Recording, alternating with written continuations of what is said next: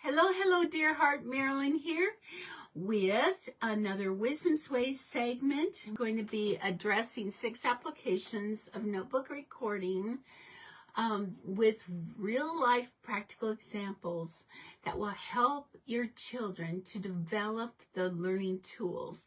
We're working out of the book, The Unit of Life Learning Model. If you have the set of the digital set from the e-store at MarilynHowshall.com. You can follow along with me. We're going to be working from page 28 through 45. And this is Unit of Life Learning Model. It's the second book of the Wisdom's Way of Learning set of 4 books. And this topic is extremely practical, gives you lots and lots of opportunity to be inspired toward your children's, the development of your children's language learning tools and using real life in the learning process. It was really fun coming up with these ideas for my own children, and I'm sure you will come up with many of your own, because you don't have to use mine. You can use your own ideas, your own inspiration that is perfect for your family. I also wanted to give you a little bit more of an idea of who we are, because my children have been grown for a long time, and I have grandchildren, and we have 2 of my children and their families living with us on the same property. We all have our own dwelling spaces, but we do live together and we do life together, and so I get to see the grandsons, 7 of them anyway, almost every day. I wanted to show you, because I've mentioned this before, I wanted to show you some things my grandsons are doing, in addition to a few pictures of my family before they were married, before my children were married. And so that you just have an idea. This are young adult ages. This was in their mid-20s. Before Catherine and Aaron were married, and Jennifer, I mean, this actually has Catherine's husband is in this picture. They weren't married yet. It's Catherine and Aaron, and they live upstairs, and we live downstairs in the same house. This is John and Irene. They live on the property too. They have a little cabin and a motorhome, and this is me and Jim, and this is Jennifer. And this was taken in 2007. And this one, also in 2007, is a Christmas picture showing the same people all dressed up in front of the Christmas tree. And just give you an idea of, you know, who we are. This is my son John, and this is Catherine and John riding their bikes, and they have headsets on because they're communicating through radio while riding their bikes together through, you know, into town. Catherine with her horse, Sophie girl, and that was before Sophie was full grown. Oh, this is Catherine's horse when it was a baby, just after it was born, and she got to buy it right after it was born. Didn't take it home right away. We waited a while before taking it home. Anyway, there's just a few pictures of my family. This is a picture of a mural that Catherine painted, and I'm going to show her. She's standing right next to it. This is a life-size, to-scale mural that Catherine painted on the wall of the feed store in Eatonville, where we lived at the time. And she used animals from her real life as models. That was our goat. We used her own chickens as models, different implements that we had. That wasn't her horse, but another one. And our kitty. Anyway, that was a full-size mural that she painted. Just wanted you to see some of the things that, you know, as my children got older, they did different things. And we're talking primarily about childhood here. And I wanted to show you some older pictures and a couple things that they did before going into childhood again. I wanted to show you some fun pictures because I've mentioned this before about my grandsons and having given them a John Deere. And I wanted to show you what I did. You might want to use the idea. This is Jesse and Sean, my two oldest grandsons. This is years ago. It was Jesse's desire to have a John Deere to ride, and I made a map. And I took the lid. Well, let me see. I took the picture off the side of the box, and I cut the picture out, and I made it into a puzzle, lots of puzzle pieces. And this is what the shape of the picture with some tape on each portion of it, puzzle piece. And they were supposed to go around the yard and find the pieces. And then guess what the surprise was. And so they're finding the pieces and putting them, the number of the puzzle piece where it belongs on the picture. And I had a little directional signs around the yard, all over the yard at the time where we lived. And so here they are putting the pieces on the puzzle, putting it together, and they're needing to guess what it is. And so the picture's getting created here, and they're not sure what it is yet, but they know it has wheels. And they're having so much fun going around the yard finding the pieces to the puzzle. And there it is, taking shape. And there they are finding more pieces. And here's a little close-up of their little faces, Jesse and Sean. And here it is, all put together. And the excitement when they saw it put together. And then they got to find it. It was under a tarp. And so they got to go pull the tarp off and see it for the first time. And there they are getting into it. And there's Grandma, all excited with them. And there they are, driving it. It is so cute. So cute watching them drive it. And another one of driving. And then I always like these pictures of the two backs of the boys driving away. And it's so sweet. And Grandma, one more of Grandma. And so that was a really fun day. And I honestly don't remember how old they were there. I would have to think about that a little bit. Well, then that was probably about 6 years ago. And Jesse's 13 now. So yeah, he was probably 7 or 8. Yeah.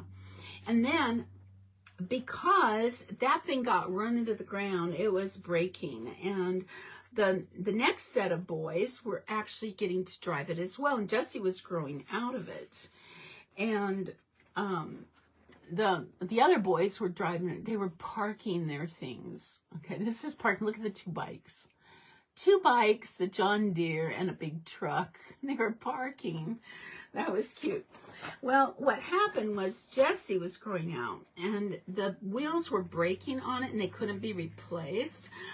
But I went ahead and I bought another one for the second set of boys because it was, they were just coming into being able to drive it themselves, and it was a big disappointment they weren't going to get to.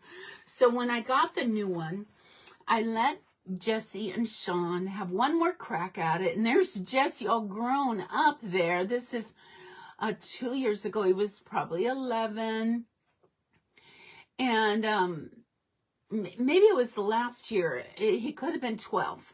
And his knee is sticking out. He couldn't fit in anymore. Sean is behind him in the truck bed, and that's their younger brother, Jack, and getting to ride it for the first time. And so there they are going around the yard on the new one for the last time before Jesse couldn't fit in it anymore.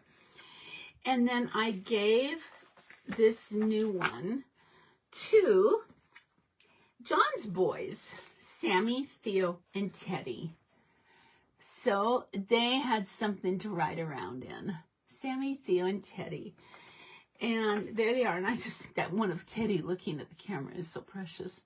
And Theo too. And here they were. And so Sammy was helping Teddy get into it. This was like the first time they got to drive it. And there they are getting in and all positioned, ready to go. And then here's one of just Sammy and Theo changing places and driving away. And these kids drive this thing every day. Teddy, just now the youngest, he's just turned 4, just learned how to drive it, and he's always coming to Grandpa, Grandpa, truck battery, because it dies, it needs to be charged up. Anyway, so they are driving it all the time and absolutely love it. They have so much fun. There's also a motorcycle that I had given Jesse after he grew out of the John Deere. But now he's grown out of the motorcycle, and so now the boys have 2 battery-operated vehicles that they drive around the property, and they just have so much fun with it.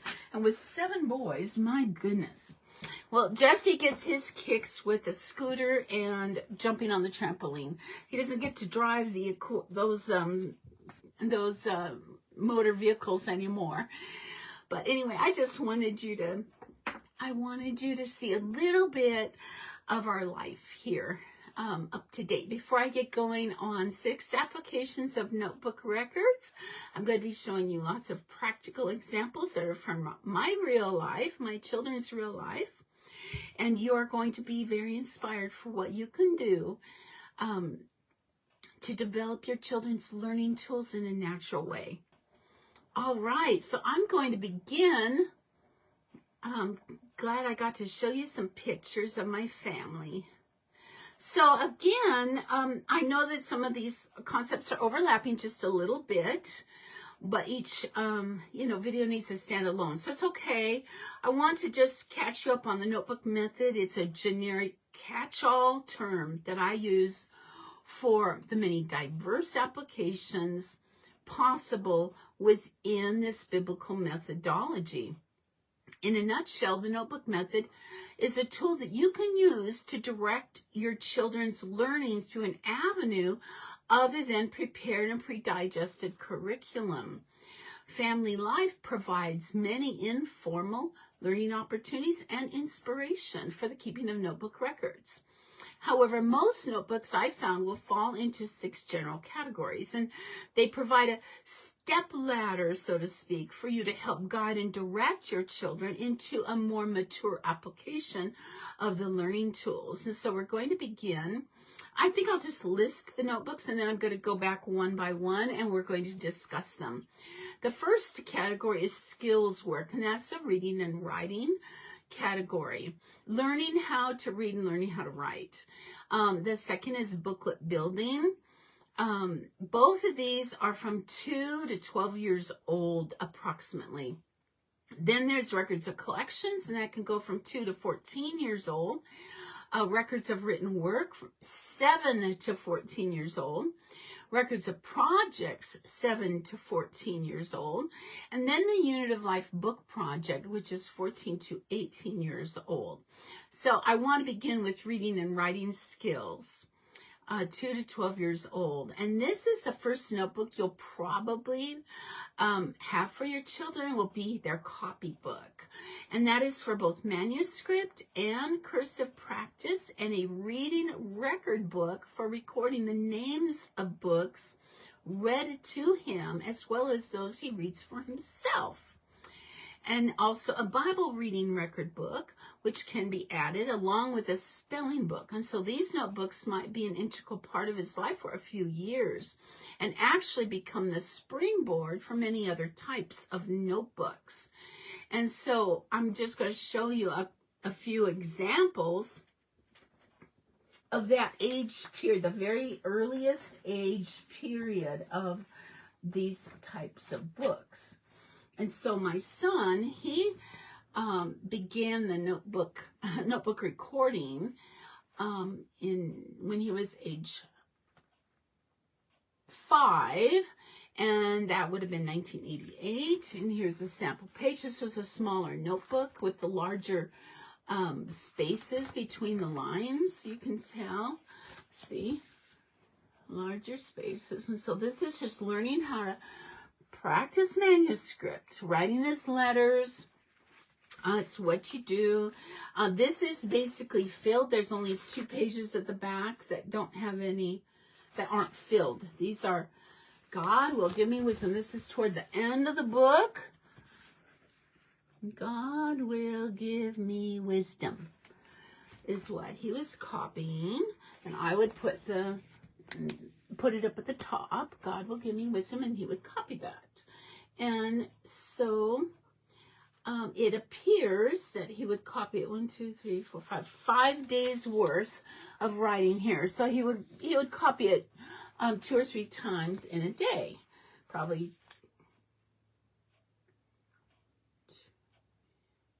Yeah, 2 or 3 times in a day. Because I dated it, how many days he spent on that sentence. Wisdom will help me to obey. Wisdom will help me obey. You see? And that's the kind of thing that I would have him copy. I'm reading this backwards. I started with, we ought to obey God. And then there's Acts, a scripture passage. We ought to obey God. Acts 16 to 29. I think that's what that says. Acts 5:29. I'm reading it backwards. Okay, so he copied that for a while, a week, and then I go on, we ought to obey God, and that's Acts 5:29. And then wisdom will help me obey. God will give me wisdom. His handwriting got really sloppy right down here in these 2. And I had a note here that John had 4 stitches put in his index finger on his right hand on February 21st, 1989. And so he wasn't able to write very well, hold on to his pencil very well. And I made a note of that. That's a keepsake. Well, anyway, so you see, this is, I had him do a spelling rule. Her first nurse works early. All the sounds, I had him do that in here. Her first nurse works early. So he could learn all the sounds and their spellings. Later on, I had him do actual words besides those. These are all the phonograms. He's just learning the phonograms. See, this is a copybook, okay? And learning how to read and learning how to write the letters. That's what that is. And then the second spelling a copybook, I had him get into more of the, I don't think he did this one for very long. I switched him to a big book. Yeah. He was beginning to write smaller, and I switched him to a bigger book. Here it is, age 6. And so he's writing smaller, and so he's This is his spelling book. And so he's doing more writing, more practice writing, but then I also got him into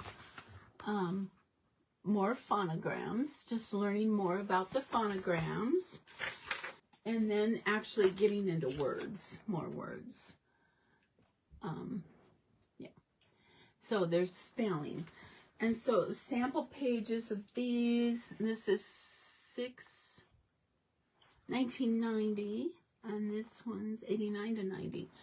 So just that's something to do every day of their table time activities. You see, it's something to do every day. He had one just for copying scriptures, and that one was really jam-packed. He stayed in that one the longest. He had a church copybook and the small one, so that he had something to do while sitting in church. I had him copying his numbers. God will give me wisdom sentence. Something to do while sitting in church. I want to obey God. See?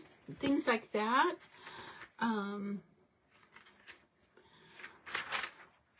Overcame him by the blood of the Lamb.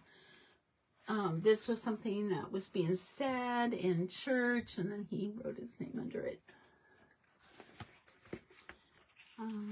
I would just come up with a sentence for him to copy. All right. So, copybooks. And that was for the youngest age group. But then you can take it into the older ones. Catherine was older, and so she obviously did a little bit more. There's John's copybook. It was in with Catherine's, which he started doing. This is 89 to 91. And so, see, with that little bit of copy work, he began doing real writing, copying of scriptures, the books of the Bible, copying that. Joshua 1:8, this book of the law shall not depart out of all the spelled out numbers. There's another one on Psalm 91. I had him in Psalm 91 for a long time until he was able to write the whole psalm. And so each week the psalm got longer and longer. He was able to write more of the verses of the psalm until he could do the whole psalm. And so all these pages are working up to copying the whole psalm. And there he's been able to copy the whole psalm at that point. And then I got him into Proverbs 4. And this was really long. And he copied the whole chapter the very first time. He was able to copy the whole chapter, because he had been practicing copying verses for so long. He was able to just do more and more writing, you see. That's how that works. Then for Catherine, she was older, so John was 5 to 7 during this time. Let me see. Let me be honest here. I don't know if I'm getting that accurate. 91. No, he was 5 to 9. Those were the ages. This ended when he was 9. And so that was his last copybook. And so for 4 years he copied. And then Catherine, she was 10. This is when I had the revelation. See, you understand? I had the revelation for notebooks and copy work. When my daughter was 10 or 9 and 10, almost 9 and 10, and John was 5 to 6 is when I got the revelation. So by that time, Catherine was doing cursive, and she was learning her cursive. And so that's what her copy work looked like. And she was actually 10 here. Yeah, she was actually 10. And so her notebook is filled with cursive copy work. And she's copying scriptures here. She has some seeds fell among the thorns.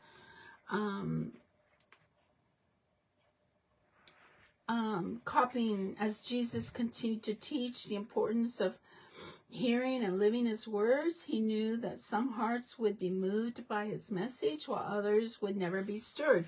And she continues to copy that until she has the whole passage copied.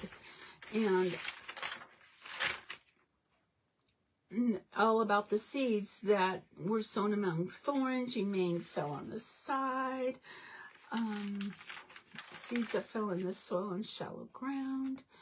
And then she has wisdom always wins. Wisdom is worth more than anything I will ever own. God is the source of wisdom. God and wisdom are friends. God and wisdom will be my life. The wise in heart accepts commands, but a chattering fool comes to ruin. That's from Proverbs.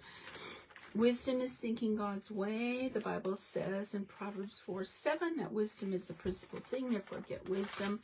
I was really big on wisdom. Thinking God's way. And so this is what, and then rules that teach character. She has a page on that. Rules that teach character. The reason I did it this way, wisdom always wins, because I had the inspiration from George Washington's life. Because he had rules for character in his journals. And I thought, that's what the kids need to copy. They need to copy scriptures and sayings that have to do with wisdom and obeying God.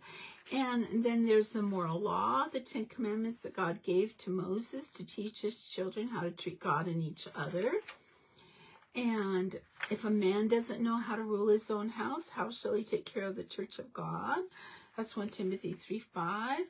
History is the autobiography of God. God uses men and nations to do his will. All about the law, the external law and the internal law. You see, charts, because I gave Catherine charts for her learning how to tell the difference between the 10 Commandments and the 2 Commandments, between civil government and self-government, how the law was written on stone and written on our hearts. Others tell us what to do. God tells us what to do. Other people are authority, or God is our authority. So there's a different contrast between the external law and the internal law. Then a whole paragraph on just what the law is. God knew that man needed a law. And this is, she's copying this, you see. And then there's interspersed in there are sounds, phonogram sounds that she has a hard time with, like A and F, and so there's some of that sprinkled in there for copy work. And then there's a whole paragraph just on the external law and one on the internal law. Internal and external. You see? So there's a lot of contemplating that goes on when you're actually doing real writing instead of just reading. God's love in us. Just lots of wisdom. Yeah, this is interesting. And then there's the states and capitals. All the states and capitals are in here too. Let me see what I should go on to another one here. That was the first copybook. And then the second one, when she was 11, this is Psalm 1. She's copied the whole Psalm. And of course, you know, this is handwriting practice. Here's the Beatitudes on the very first page. And blessed are the poor in spirit. There's all the Beatitudes. She's copying them over. And then Joshua 1:8, this book of the law, just like I had John do, she was doing as well. All the days of the week, all the months of the year, writing out the numbers, all the books of the Bible, which she had done when she was younger, but she did them again in here because I had them memorize the books of the Bible in order. And then the Psalms and the books of the Bible in categories broken up in law, poetry, prophecy, history, And here's Psalm 1, Psalm 2, 23. She had memorized these, by the way. What do you look like? Just a little contemplative thing that I had her copy. We have no picture of the Christ to show his gentle face, but you and I can wear a smile and brighten every place. The world needs not to see his face, for it has you and me, if we but do his holy work in us, the Christ they'll see. Yeah. And then Psalm 133, behold how good and how pleasant it is for brethren to dwell together in unity. And that one she's copied several times. All right, so you see there's just all sorts of things that you can have your children copy. Now, she had 2 of these, but she also had 2 spelling books. I wouldn't do it that way again. I had to do it that way with Catherine because I didn't know how to teach it. But with John, I didn't have to go as far with the spelling books because I switched over to doing it in the Bible instead.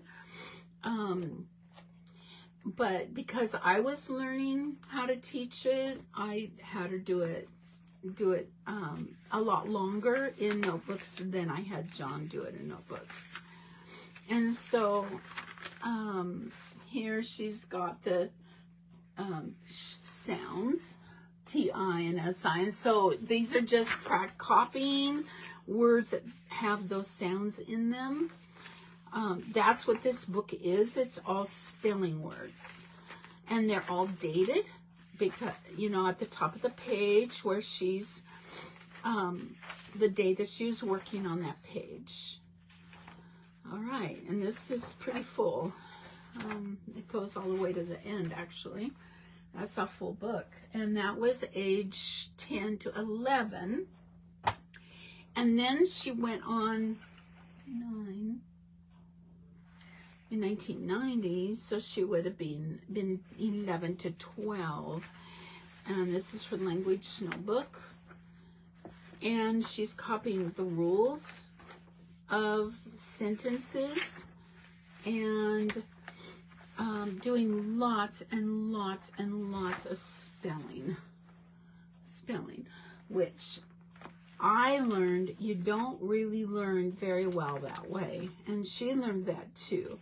You learn spelling by writing, just like you learn grammar by writing, actual writing in sentences so that you're using the words and so it makes sense in a context. All right, so there you go. Copy work. Lots of copy work. So reading and writing skills.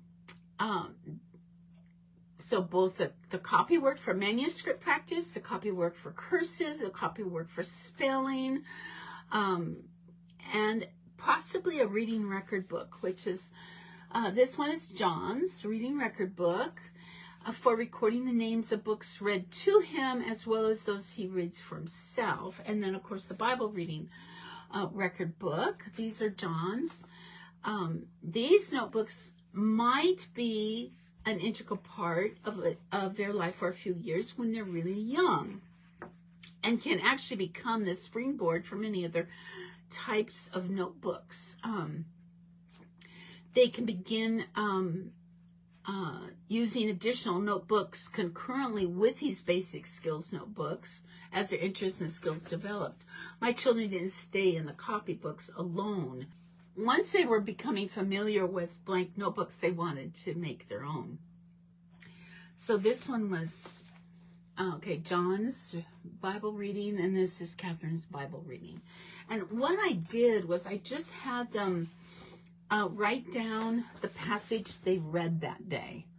That's all it was, and a date. That's what that was. Just write down the passage and the date. That was John's. This one is Catherine's. Oh, here's in Catherine's, there's a little paper. It's a Bible challenge assignment that I gave her in Psalm 119. Look for all the words that show how David liked God's word and underline them with a colored pencil. Love, delight, obey, meditate. And she made a chart I started off with those 4: love, delight, obey, and meditate, and she found 6 more: walk, keep, seek, look, learn, and take heed. And so you can see how I typed in those 4, and then she found that many more by reading Psalm 119. And so there was a little bit of a study going on there as she was reading. I had John with us in these kinds of assignments, but activities, but I didn't have him actually doing the assignment because it was too much for him. It was too much, but he could do that. He could copy down what he read. But to do that kind of study was a little too much for him at the time. So, and the reading record, here, I didn't show you that. Books I read by myself, and that was John. And then what I had, and I don't have Catherine's because it went with her.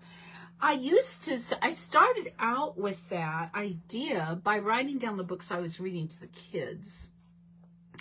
And then that became Catherine's book for writing down books she read to herself. And so she has that record because she continued it for several years, and I didn't want to take that from her. And so I never actually got that one back. There was another book record that she kept, and that was a book review journal, because I had the kids write one sentence of what they liked about the book under the book review. They write a title, and is there something you liked about the book? And John couldn't actually do that at that age, but Catherine could. And so I had her just write a sentence. What did you like about the book in her reading record book? Well, after she was doing that for a while, she was able to write book reviews. And so I added the book review journal where she was writing little reviews for the books she read. And then eventually she wrote book reviews for our Lifestyle Learning Journal for teens in families because of the books she was reading at the time. They were older people's, they were adult books. And so she would write good size reviews in the journal for the kids about the books she read. And so that was something that just kind of graduated to that point. But it began with a reading record and just writing a sentence of what you liked about the book. So that was fun to see that unfold. Well, anyway, over a 3 to 4 year season, Catherine filled 2 copybooks and 2 spelling books. And John filled 4 smaller size copybooks and 2 spelling books. And there are no rules. Simply be aware of and provide for your child's individual needs, okay?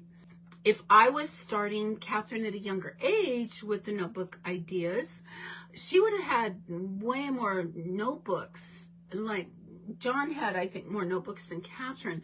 But Catherine stayed in spelling a lot longer. She had 2 years of rigorous spelling. And I wouldn't have done it that way for her had I started younger and had I known how to teach it. But a lot of it was for me as much as it was for her. And I think that you will find that yourself. You can't teach something that isn't internalized within you. You have to know it, or you need some kind of help, an aid to help you to teach it, right? With John, I switched over to using his Bible, and I had him syllabicate words in a passage. And syllabicate, you do a slash line between the syllables. So I wouldn't have him do a whole passage. I would just have him do a verse. Do at least a verse or 2 verses a day and put the slash lines and sound out the words. And then copy the words and then use them as spelling words where I could dictate back to him the word and he would have to remember You sound it out and write it on the page. That's how I did John with spelling after we left the copybook. All right. So I want to help you see how to develop one of these records. And I think the reading record is probably the most basic and easiest of all notebooks to implement. And I already described this a little bit. I'm going to make sure I've covered the bases here. The best age to use this idea is with younger children who don't know how to read yet and up to the time when they attain fluency. So once the habit of recording has begun, so mom is doing the recording in a book saying, oh, we read this book. It's a simple matter to continue through the latter stages. However, it'd probably be wise not to begin this type of recording with an adolescent if he has not already been enjoying the habit of it. He may just find it boring. Okay, you start young with something like this. There are many other writing projects an older student can pursue. So the best type of notebook for a reading record is a flat one like I was showing you, small enough to conveniently keep with the current reading selection. That's what I did. I would tuck it inside the book we were reading. And so, and I had made these books, these little booklets. So it would be like this, and the one that Catherine kept. It would just be tucked inside the book we were reading, and then it would go to the next book and the next book. But if you're reading to more than one child at a time, a suggestion is that you keep a family reading notebook so that the children can take turns with the recording. And as they attain fluency and do more reading on their own, they can begin their own personal reading record book. If they choose, if you're adding a one line, what did you like about this book? They're likely to continue keeping a reading record of the books they've read. So up until about 9 years old, mom is doing most of the recording, unless you have a child who's learned how to write much younger and can tackle that on their own. So you begin the record of titles of books read to your child, along with the date the book was finished. And as soon as the child begins to learn to read and write, the recording process will continue as before, only there should be some form of indication placed next to the date to show who is doing the reading. And I also did this. I always wrote on the inside page of each book the date I read it to the kids. And it's been fun over the years to find those little markers reminding us that we read that book together. So you can continue doing the recording as your child observes the process, and when his writing is reasonably small enough for the record, then pass the job to him. And all through this process, it's the habit of recording that's being established and a love of writing that is growing in the child. You see, it's such a simple little recording activity having to do with some real activity that you're doing in everyday life. And it can become a natural part of every reading time and will continue with each new book. And then, of course, sometime in the early part of this stage, while you, mom, are still doing the recording, you might begin to jot down a one-line comment made by the child about the book. And that's where the book review begins. But you do it. You write down some comment your child makes. And then you place it directly under the title and date the entry. And then that habit will be well established, a simple routine. By the time the task is transferred to the child, it won't be such a big deal to have him write down a sentence of what he liked about the book, you see? And he won't even know he's being given the assignment of a book review. You see, it doesn't seem so daunting. It's not such a big deal. And if you plan on majoring on a character or series of books, you might reserve a page in the notebook just for those titles so the child can see the progress and learn to make simple comparisons. All right? So now when they're 8 to 12, the reading record shifts a little. While continuing as before, you begin having your child expand on his remarks. Why would he wish someone else to read the book? The answer to this, of course, is based upon what he himself enjoyed about it and learned from its reading.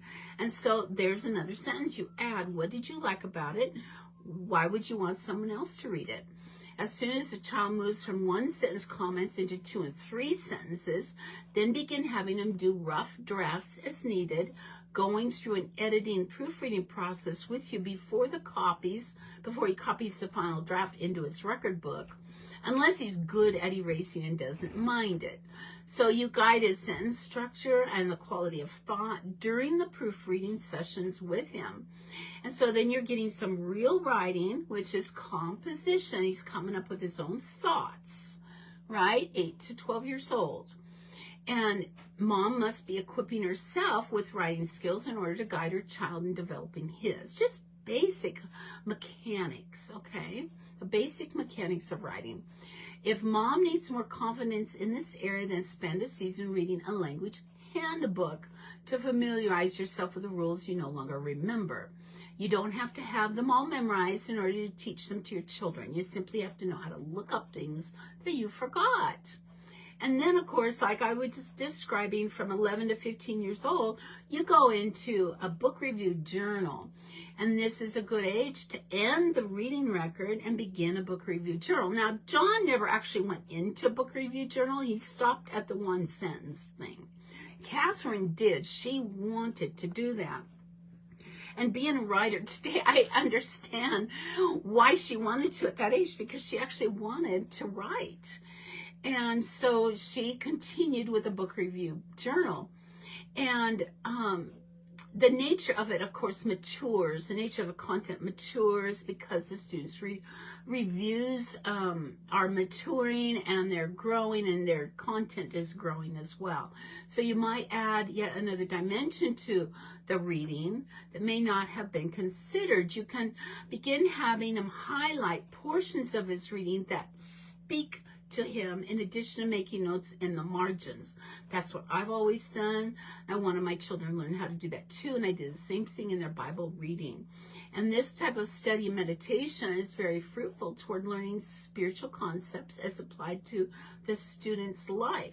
So biographies of missionaries, evangelists, allegories such as Pilgrim's Progress, these may be read more than once, bringing additional truths alive with each reading. And the study techniques are preparing your child for the small study and research projects that he'll begin later in this stage, and aid in writing book reviews if that's the way they're going to go. And so once they're 14 and they're still wanting to do a book review journal, as your student enters this stage, he'll have read dozens, probably hundreds of books if you have been faithful in providing daily reading periods. I know my daughter must have read hundreds of books by that age. They will have been writing regular book reviews, becoming quite good at it, simply out of the natural response to an established recording habit.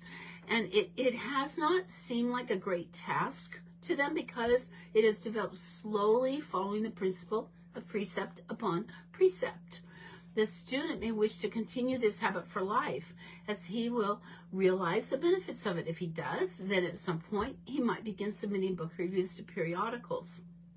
All right, so I remember in school, and you may remember as well, I remember in school where we were assigned a book report. Oh my goodness, that was daunting to me. I couldn't stand those kinds of assignments. I had no idea what to say. I had never been guided in anything, but I was supposed to write a book report. Do you remember that? Do you remember having to write book reports? I never cared for that. All right, now we're going to go into a creative writing model. And this is up to 9 years. This is another thing to do with notebooks. You want to plan on consistently tying in the creative writing assignments with the type of reading your child is involved in. So the best way to do this is by leading him to major on reading a type of story for a season, like animal stories, or horse stories, or nature stories, or adventure stories, or mystery stories, or biographies, or allegories, or so on.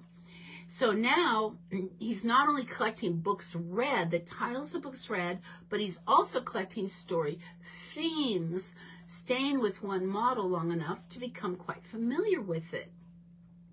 From 8 to 12 years old, this book review journal you're wanting to remember to direct your child's reading in this way.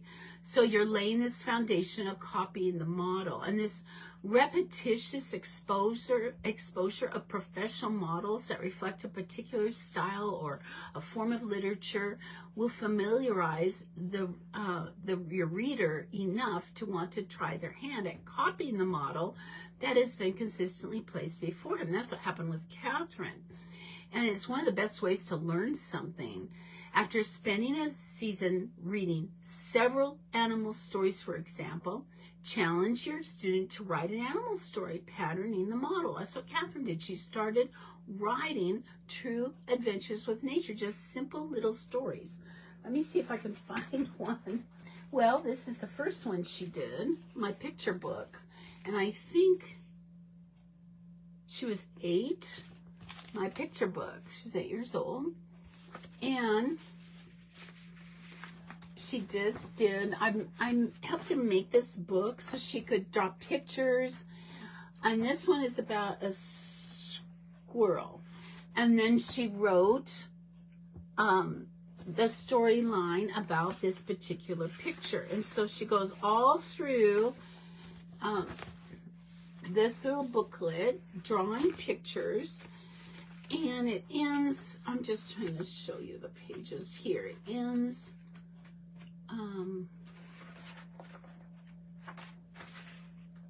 back here. The squirrel didn't get bothered anymore. In the end. So there's several pages in here, and that was a nature story. But it was a made-up story. It wasn't a real, true life story.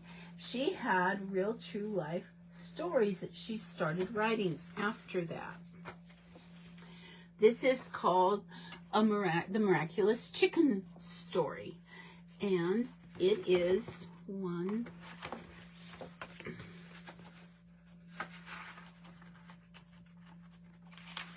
2 pages. Okay, so I just have to show it to you because it's very short. 2 pages with 1 picture.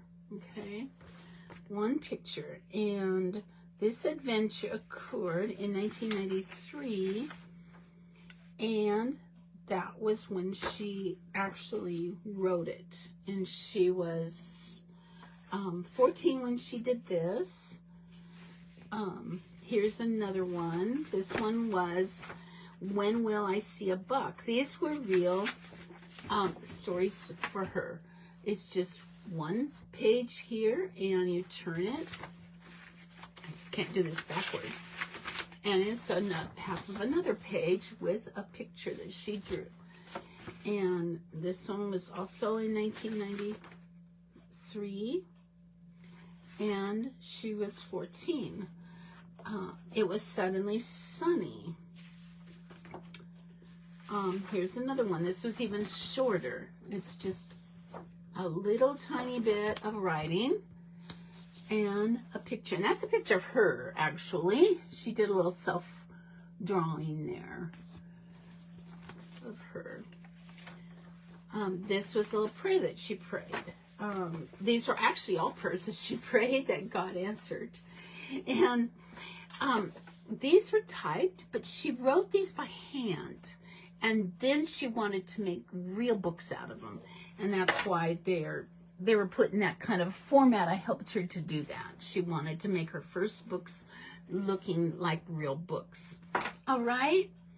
But here she has a daddy book. A daddy book. This is what she did on her own. And she was 10 here. Oh, all the things daddies do. And she just drew pictures of her daddy and things that daddies do. And a little bit of fantastical. Oh, this one is this is the 3 Kings birth of Jesus story. That's what this is. Yeah, that's what that is. A daddy book. So you can see that Catherine chose nature as a theme to begin writing stories. And illustrated storybooks with one-sentence captions is also a good way to begin stories. John never really got into stories. He did a little bit just because Catherine was, and he wanted to do what Catherine was doing. So he did get into writing a story a couple of times. He had different ways he wanted to write. So when a child gets into book review journal, 11 to 15 years old and up, they're actually developing more abstract thinking skills at that point, and they've matured in their reading and probably have spent short seasons with many forms of literature by that time if they've been doing a lot of reading. So, and if you've been faithful to provide literature models, different kinds of literature models, then your kids will be feeling challenged to write their own. For instance, metaphors, allegories, parables. We lived in Pilgrim's Progress for a whole year, and both of them wrote metaphors, spiritual metaphors, and John went on to want to write an allegorical story, which he did start when he was older teenager, but never really had a chance to finish that project. It was very challenging for him to do, but he had a really good start at it. Parables, Catherine and John did parable skits when they were children, and true stories from their own life. And that was in the form of journaling, that they would write about their life. As they're older, then of course, they're learning how to communicate more effectively, and the writing that they choose will typically have a message, a gospel-related message. Writing is a universal tool that every Christian can learn how to use well to become able to fulfill the purpose God has for his life. Now, the subject or topic doesn't really matter as much as the gospel can be presented through any field of life. Just like Catherine's stories, a lot of them were nature stories. However, a lot of them were answers to prayer. And her those two adventures with nature in those little booklets became this. She ended up writing way more stories. There's 28 stories in here and 32 illustrations, and they're all true stories that she and John enjoyed together in nature, that they actually experienced. So that's what she wanted to do.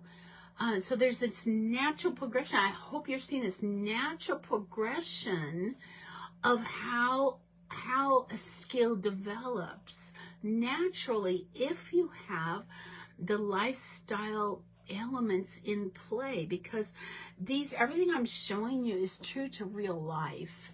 It's not plopping your children in a workbook or a textbook. These activities are their real life, and so they're more inclined to adopt them for their real life if you begin them young enough so that they have the sense that they're a part of them, that these activities are part of what you do in real life, you see.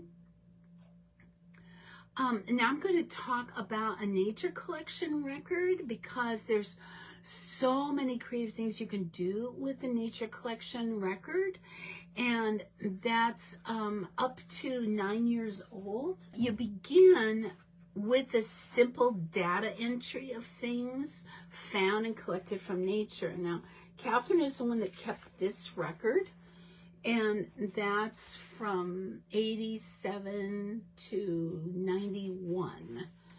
So about a 4-year span of time. And this is how she did it. She's just documenting what's found, the categories there. And I'm dropping pictures out of the book. And how many of something that they have. that she would do it in pencil so she could erase it and make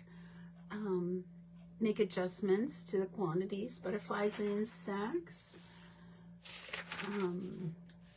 feathers, cocoons, and she has dates on some of these, animal tracks, and then she also has some notes in here, different wildlife that they spotted that they didn't get to collect, obviously, but seals, bears, and elk, and the dates of that, and the bird nests, seashore life, crabs, and these are all dated, and sea life is all dated, edible mushrooms, beaver chews, bones, wild animal fur, snake skins. I think that's about it right there. And so that just went on for 4 years, and it was a very simple collection, and it goes with their nature collection display. And I'm going to show you. I found the pictures. I was so happy to find the pictures. So this is a piece of furniture that I had my husband build to set the display on, and that's the display. And there's some other pieces to it, and there's a bunch of stuff up on top. And I'm going to show you a little bit of a close-up of the shelving in the display. So these are shells, and these are all labeled. This is Catherine's work. Bird nests and feathers and shells and skeletons and porcupine quills and all sorts of things. I mean, there's just a little of everything in there. This is the side of it. So you can see the different aspects of it. Underneath in the cupboard, here, get the other one, the cupboard, there is, I don't have that opened up, but there's a more display down here inside the cupboard. I should get a picture of that. Of other parts of the display that are too big to put in the case. I have some animal prints down there, and I'm trying to remember containers of feathers and some other things. Anyway, that's the display. That wasn't created until Catherine was 19. I believe she was 19 when she put that together. And she had this to go by because she had the names of all of this. She had the names of everything that's in here. And then, of course, the dates of when it was collected. And then John, he wanted to document the bones collection. And so I had this little booklet that I was selling at the time. That was a drawing that Catherine did. And I gave him one of these so that he could document a bone collection. That's what that is, bones and dates. And then, let me see, what is this? It's a copy of it. Oh, this is just a blank book. I don't think this was used. Yeah, this is the one we used to sell. We used to sell that one too. A different version of it. So he just did this for 2 years, 90, 91, 92. A couple years of that particular documenting, recording of a collection. So when you have this simple data entry of things found and collected from nature, you know, you can start it for a younger child and then pass it to them as they're able to do the work, or you can write on the line on a separate piece of paper for them to copy it in if they don't know how to spell yet, you see. But help them to do it. Help them to get going on something more serious like that. You can use a different page for every category. You know what I used to have my kids do, and I think you can see that in here, is I used to have a fold of paper. And all of their copybooks have paper folded like that. You can see the crease here. You can see it. It's there. And that way they could go and make columns. You see this one shows it on the back side. There's a crease down the middle here. And then they could make columns for their spelling words, for their lists of anything that they're making lists of. They can have just very easily made columns by folding the paper to create that invisible guideline. So then you can record the item on the left and then the date on the right, and that type of recording. You can do it during formal table times so that you can oversee and direct the practice of language skills. But it's really wise to transition this recording into informal daily routine as soon as possible, so your child develops a natural mindset toward learning and recording, and will learn to embrace learning disciplines as just a part of daily life. Can you see that? The wisdom of that, Mom? I know this is very detailed, but I think that it's helpful as well. I don't know how long I can go in this degree of detail. We might have to break this particular topic up into next week, because I'm still in the first category of notebook application here. As the children get older, the nature collection record, 8 to 12 years old, you can continue as before, but they can add comments about unusual occurrences or location of findings and the purpose of the child being there. We didn't actually ever do that. Just an idea of what you can do. You can begin adding photos of things you're not able to collect, such as sea life and large mammal sightings. The child can write captions, and if he's inclined, can include his own drawings. This may be the beginning of creating his own identification or storybooks. Catherine made so many identification books.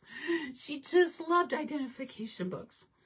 But I caution you against trying to schoolish up your child's recording with too much scientific terminology of classifications and such, especially if he objects to the idea, because you can belabor a good thing. My children did not care at all about the scientific terminology until they were much older. And yet, Catherine has a son who's only 5 who has to have the accurate scientific terminology for everything he finds. He has to know. He remembers it. He has a mind like a steel trap. He remembers everything. And he's just like this little encyclopedia of nature, knowing the scientific and accurate terminology for everything. You know, the Latin words and the everything. It's crazy. I can't repeat it myself. But he wants that. He has to have that. Catherine John didn't need it. But with nearly a daily reference to nature identification books, they became very well familiarized with all the correct terminology. So the time will come in later stages for refining the recording process after a delight for learning has been well established and the motivation is strong. Get that through your head, moms. Motivation needs to be strong. The delight needs to be there. You don't want to schoolish up something just for the sake of you feeling better about the process. So in the ages 11 to 16 period of time, this is a stage where a child's student skills have matured considerably, and they will be able to broaden and deepen their original nature collection record if they want to. Okay? What John did, and this was actually when he was just 10. Let me see, where is it? He had these 2 notebooks that he did that are nature collection related, and this was the wild animal fur notebook. And there's not a lot of writing, but Catherine did the illustration for him, and he did all the writing. So he has a collection of wild animal fur, and this is too hard to see. He has a mountain goat. I suppose I should have my glasses on because I can't actually see what I'm looking at. Cottontail rabbit. And he has them in little pouches, those Ziploc pouches, the fur. And there's the little label of what it is. And then he has a black bear and an elk mane, an elk body fur. And I think that's it. Yeah, there's the black bear fur. We came upon this. There was an altercation on the path we were walking on. We could smell it. And the animals had left, but the black bear fur was all over the place. Elk mane. Anyway, just his little collection, and gave him something to organize, make a book, and do a little bit of writing. That's the elk mane. And then the mountain goat. Can't see it very well, but there it is. All right, so Wild Animal Fur book. And the other one was the Little Mammal Skins and Tails collection by John Howshall. This is a meadow vole skin that he and his sister did by themselves out behind the barn where Mom didn't know they were doing it. Meadow vole skin and a garter snake skin. And what he has is the name and the date on these. Broad-footed moleskin that they also skinned. And these they just found dead and they skinned them. They didn't kill them. Bird, this is a Douglas squirrel tail, a long-tailed weasel tail, and a weasel foot. And it's falling off its glue here. But anyway, so it's kind of messed up. It's falling off the glue. And there's a bird wing. And there's another meadow vole on a piece of felt. So he did quite a bit during that period of time. He just loved doing it. He was learning how to skin small mammals. All right. So that was another way to do a collection. But if your child's older, a stage of collecting can be to transfer his data into a fresh book, reserving space for scripture study data. My kids never did that, but when Catherine did her bird book, she did do scriptures for her bird book. And that's this. And that is actually a collection of feathers in this book. And you can see how loaded it is. There's probably 120 pages in here. And she did look up scriptures, everything to do with birds. And I don't remember what all the... let me see if I can find the specifics on that. I have right here. So it kind of looks like that. If you haven't seen it, if you haven't seen pages of it, these are color copies of the actual pages with the real feathers. And I want to see where it... I guess I don't have that information.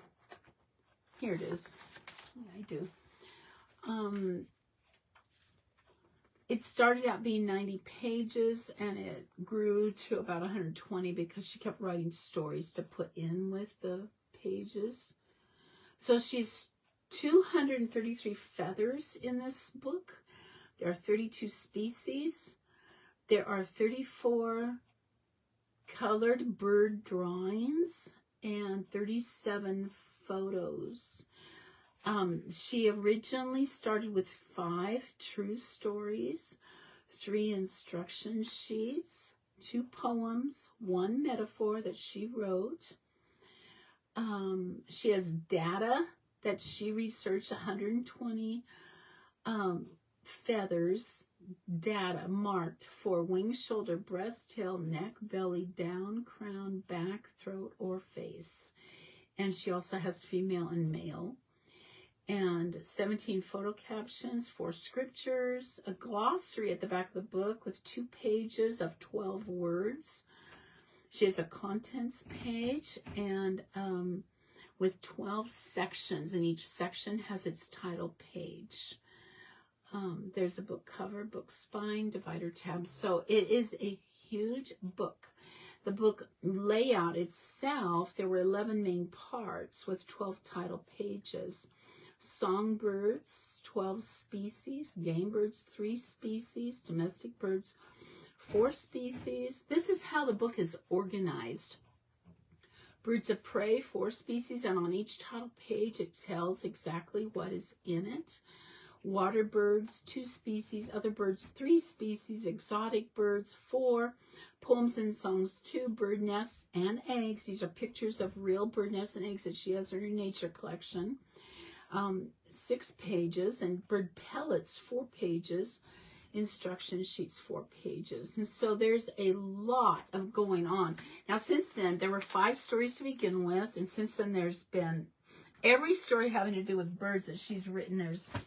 There's probably 10 additional stories in there, at least. I haven't counted, but I know there's at least 20 more pages in there just of writing that she did, typed pages of written work that she did to add to that book. So you see, that is a collection. And it's also the Unit of Life learning model, Unit of Life book project. So it really goes a long way. There's, how you start when they're young, and by the time they're 14, they can do quite a bit more with it.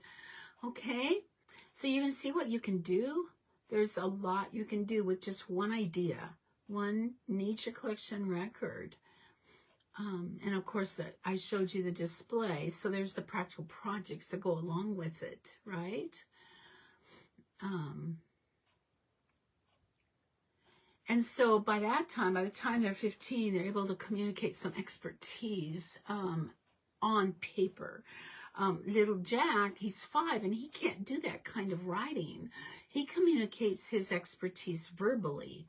But what we're wanting is to develop the language learning tools in all ways, and especially through the recording habit. And so you're wanting them to be able to do lots of recording growing up so that they'll be able to write. Okay, so I'm finished with that category, the application, and that's recording. Lots of record books, which I showed you. Now I'm going to show you booklet building, which is really fun. Kids love to build booklets. My grandkids love booklets. I have this set of booklets that I used to sell at our lifestyle learning tables when we did our conferences, and we just made these. They're just little blank booklets, and I have 4 sizes of them. And kids like to make booklets, and I don't have very many of these left. My grandsons use them up all the time. They love making little books. So it's a little red book. There's just a few pages in them, not very many. We had a long arm staple. This only has 1 staple. It was simple. This one has 2 staples, just a few pages, you see, not very many pages. And then another one for a bigger book. It's just blank pages so they can draw pictures and tell a story. So there's booklet building. That's just to help, your kids can make their own. The child can make booklets about his current interests using his own illustrations and captions. Writing is typically limited to the child's skill level and allows young children to learn both productivity and creativity. So here are some real examples of this notebook application from my children's lives. I'm going to show you Catherine's first.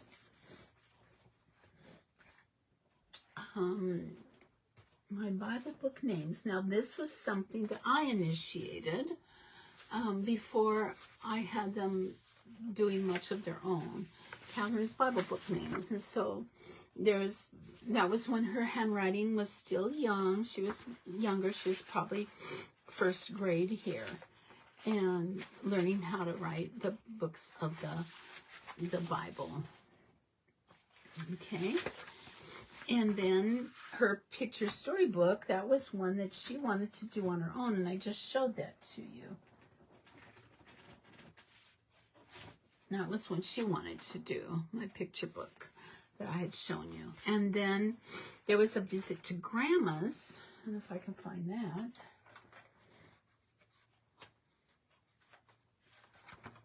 Well,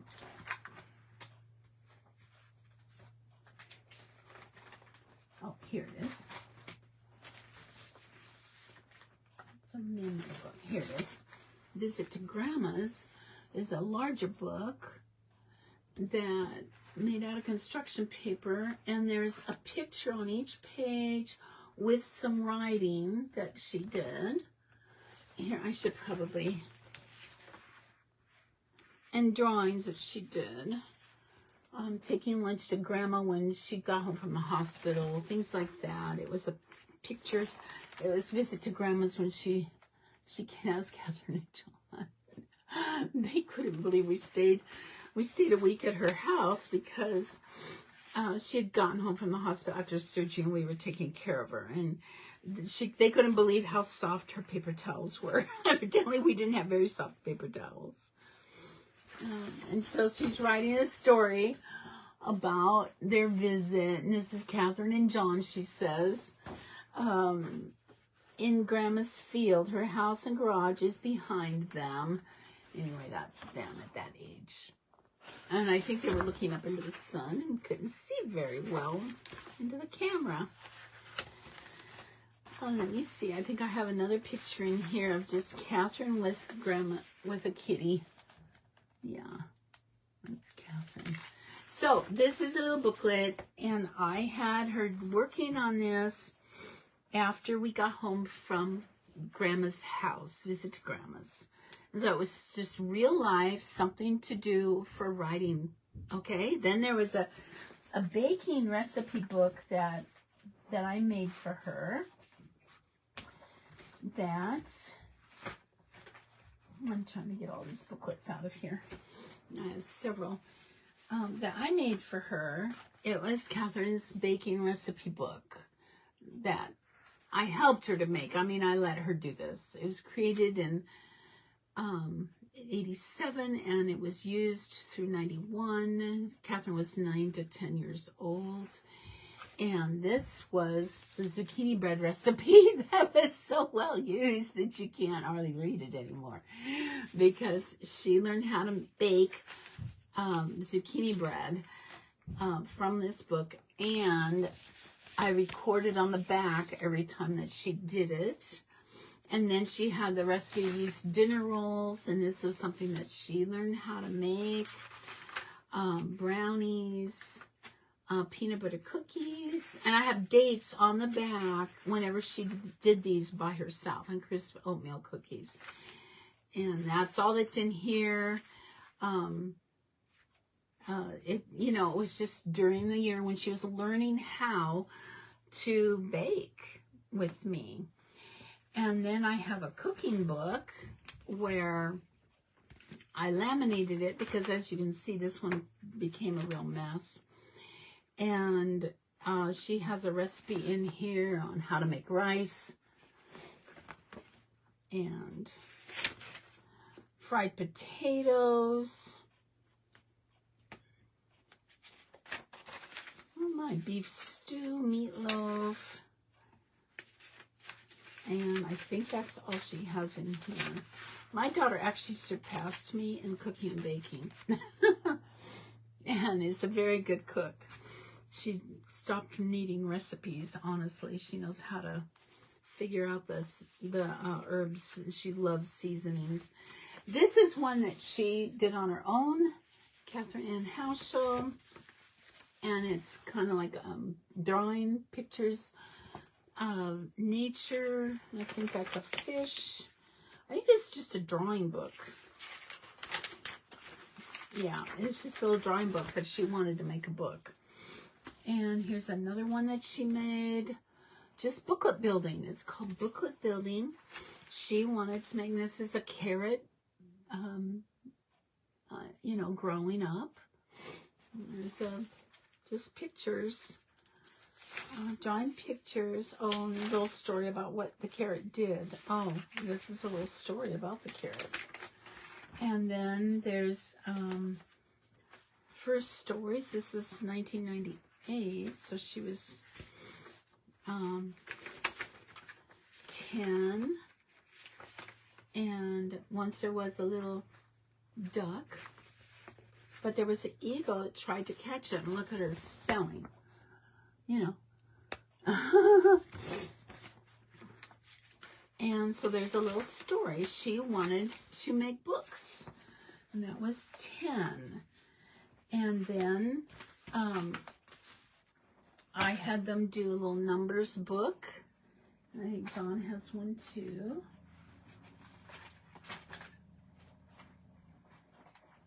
Yeah, so there's a little numbers book that John did, and I had them both do a salvation story book. Now that one I made them do. My Easter book, I made them do an Easter book, and just table time, you know. This is the book John made. He wanted to make a story about a duck. And that was something that he chose to do. And then he wanted to do my drawing book and my B and D book, because he would get them backwards. So he did a B and D book, and that's Bill the Duck. He really liked ducks back then. And so he did a little story. Bill is a duck. He likes to swim, and he is glad. He just tiny little story. Can Bill fly? Yes, he can. So he made this up and did this one on his own. And Bill likes to float. He is happy on calm lakes. See, just simple little handwriting practice. Bill likes to dip his head in the lake. That's all it is. That's the extent of the little book. But he made a book, and he felt very happy that he made his own book. And then the drawing book is he's learning perspective on his drawing. And so a cone hat, a present, a TV. And so everything was about perspective. I was teaching the kids perspective at the time. A refrigerator, a boat, a tree, a pencil, a shampoo bottle. Yeah, and that's it. And then there's also, let me see, I think that's it for that category. Let me see, let me make sure. There was, Catherine made a booklet for Daddy, What is a Father? And I imagine this was Father's Day. And she has pictures in here of Dad planting a garden.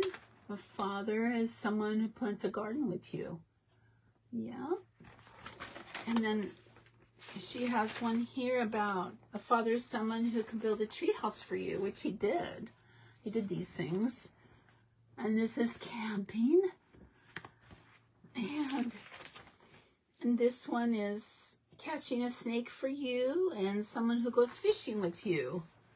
See, just a little bit of a story telling Daddy how much she loves him. Father is someone who can wrestle with you and someone who can feed the ducks with you. Yeah, just a little father book. What is a father? She came up with this on her own. A father is someone who can fix your bike.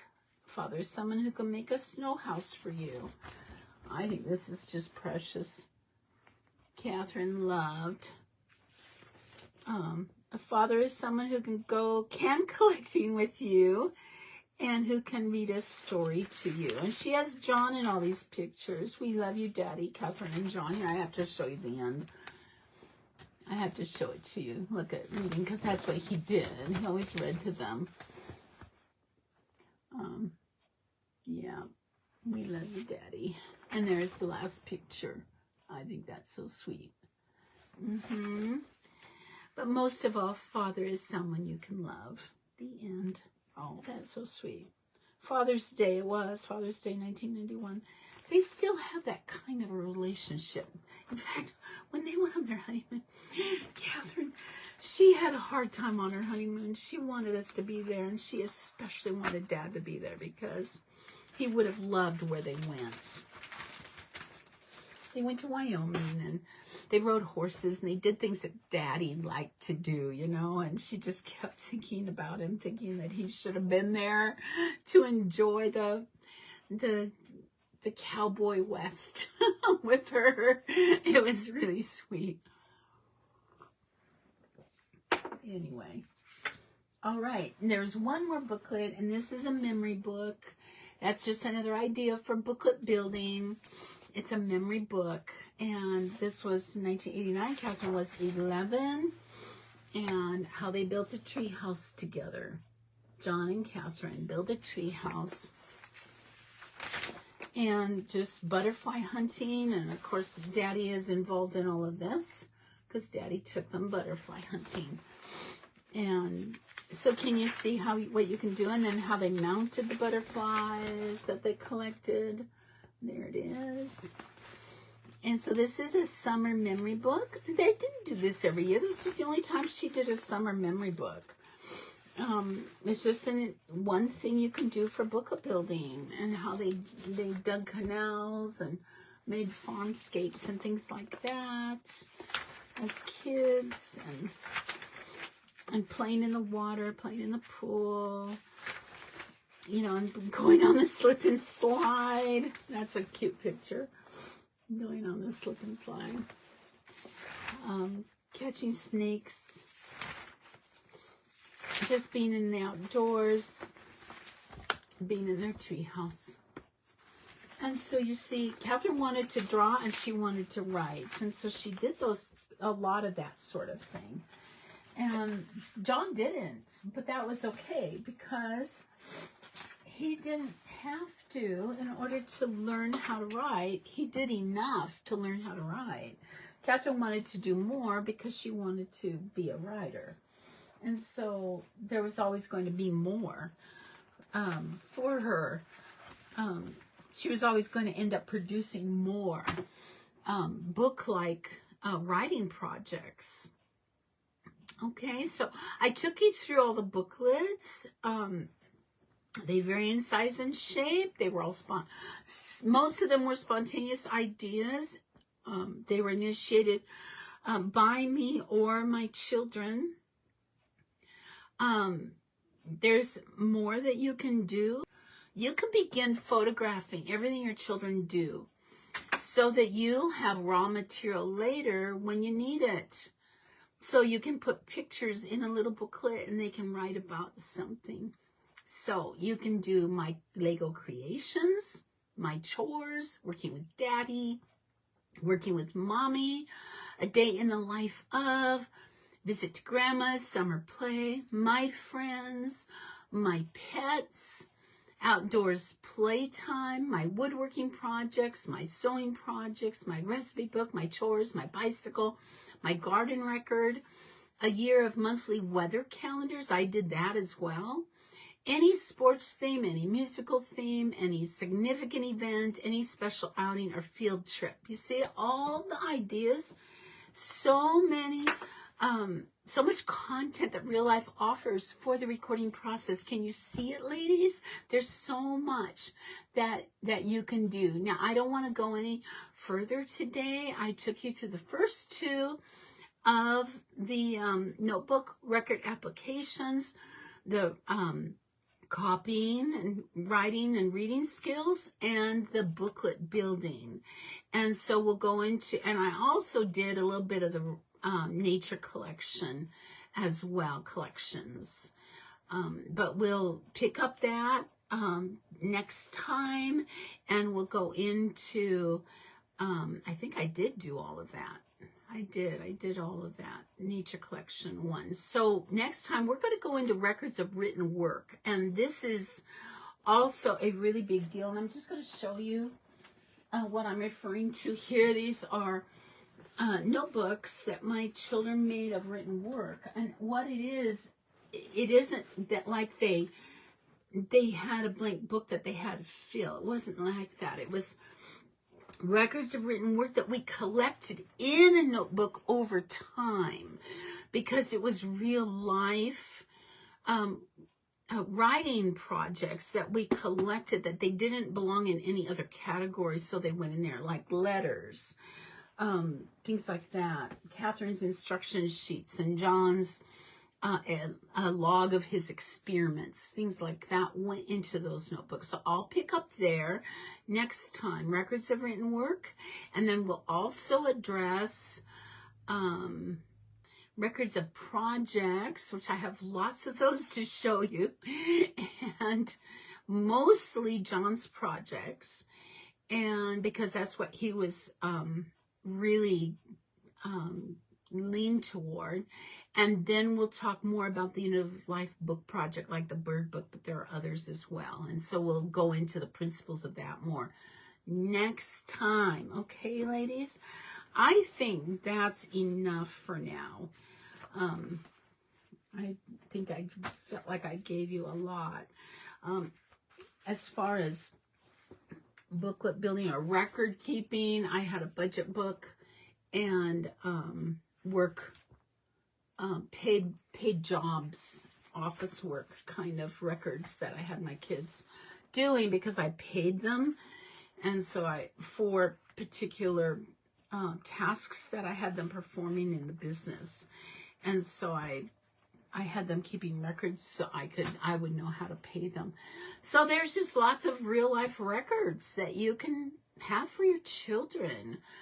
And I hope this has inspired you a little bit. I hope that you're getting some ideas for what you can do with your own children, because their interests are different from mine. And so, but you can see just to what extent you can do a lot of real life record keeping, can't you? Yes, you can. So I want to end with reminding you where we're living in the message, in the Lifestyle Learning message. We're talking last time about the 4 activities, informal learning activities. We're talking about reading, collecting, reality-based notebook recording, and simple related projects. And under notebook recording, I'm expanding that to include all 6 applications of the notebook recording, 6 different applications. And so I just wanted you to see that on a chart so you can see where we're at. And in the bigger picture, we are in the informal stage of the Lifestyle Learning chart, preparing and collecting. We're in the informal activities, and then the older ages, where it just continues across in the older ages, the thinking stage and the collecting stage. And we're not talking too much about formal activities here, but we're taking informal activities and bringing them to the table. And so we are formalizing them a little, but we're making sure that we're not schoolishing them up. Yes, we're formalizing them, but we're keeping everything real. The child's skill level dictates the content and the quality of it, and the amount of content, and what the expectations are. You're allowing for your child's own developmental process to dictate a lot of that. But you're not allowing their flesh to shy away from the disciplines, because you're wanting them to want to learn. You're wanting them to take on the learning tools and the application of all of the language learning skills as part of their real life, so they don't shy away from it when they're older, so that they'll be students for life. You see, you want them to love learning, and you want them to enjoy learning all the days of their life, and you want them to want to write and read to the extent that their vocations demand it, and you don't know what they are. You see, John wasn't leaning toward reading and writing, and yet I compelled him to do that, but I made sure his heart was engaged, you see? And he didn't go on to read and write like Catherine, but he doesn't shy away from reading and writing, you see? And there was a chance that he would have, all of his life, he wouldn't have become confident in those skills had I not brought some pressure to bear upon him to get good at them, regardless of what his bent was. But I made sure his heart was engaged all along. So you can help a reluctant reader and writer become engaged at the heart level if you're not expecting the wrong things of them, okay? But you do want them to overcome their weak areas. All right. So I hope that's helpful, and I think that's about all that I have for you today. Unless there's any questions, I'm going to let you go. No questions. Okay, I know I've been talking at you for a long time. All right, ladies, thank you for joining me, and enjoy your lifestyle of learning with your kiddos. And I pray for a wonderful inspiration for you and your kiddos too, to be inspired. I know that what happened with my kids is because I developed a habit for them, they took it into real life all the time. I brought real life to the table, then they would take the table to real life. You see, because it was real life. And so it became a part of them. Those activities became a part of them. And so they didn't shy away from them. And then they expanded on their own learning tools. They went willingly into expanding and deepening and broadening their learning experiences. Thank you, Lord. All right. You remember to love on those precious kiddos. They're so dear to the Lord, and let them know that your heart is toward them. Let them know that God's heart is toward them. Let them know that the way they were wired is the way God wants them to grow. Okay? And then you validate that. You validate the way they're wired. All right. You love on those kiddos. Bye-bye, ladies.